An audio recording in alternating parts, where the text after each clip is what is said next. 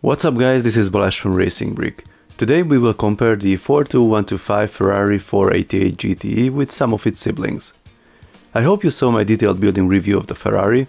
If you missed it somehow, then you can watch it by clicking on the link in the top right corner. So we have here the 42077 rally car, the new Ferrari, and the 42096 Porsche 911 RSR. As you can see, their scale is pretty similar. It's approximately 1 to 10.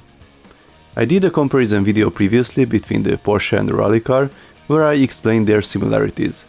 If we compare them during the building process, it is clearly visible how similar they are. The main components of the chassis and even the building techniques used are almost identical.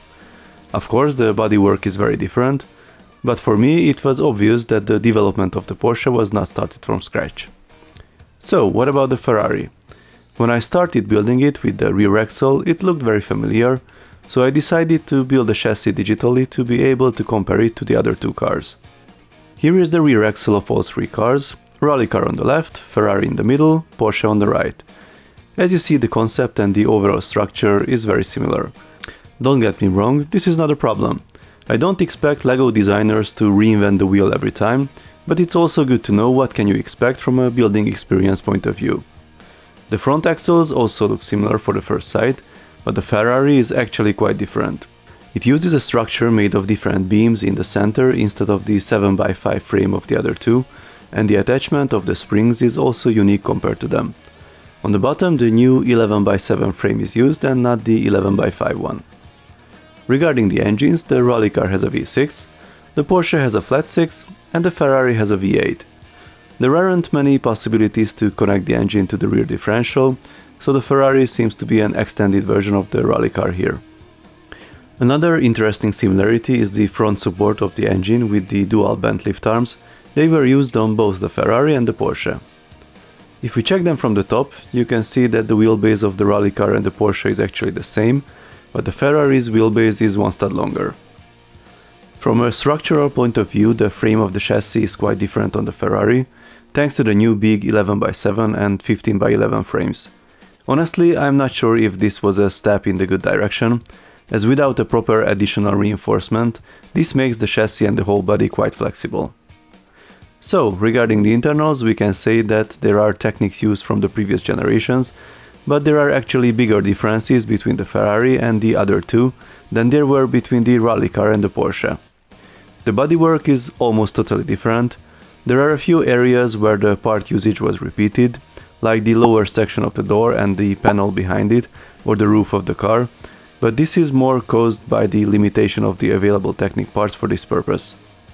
The ride height difference is quite remarkable.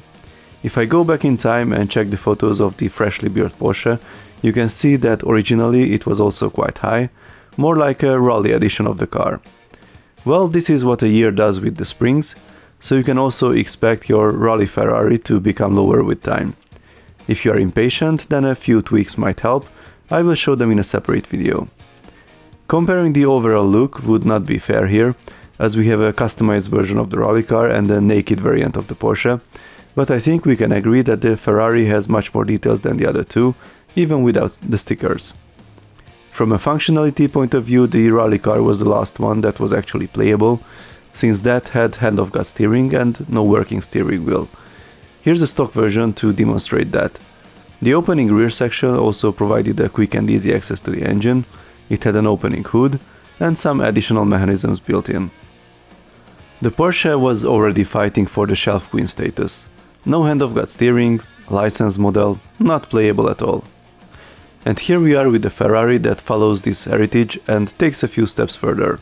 Same limited functionality, good look from a distance, but a very empty and honestly pretty weak shell. With the 18+ label, it is clearly not built to be played, which is quite a shame. I already shared my thoughts about this in the review video, but I still think this is not the way to go with these models.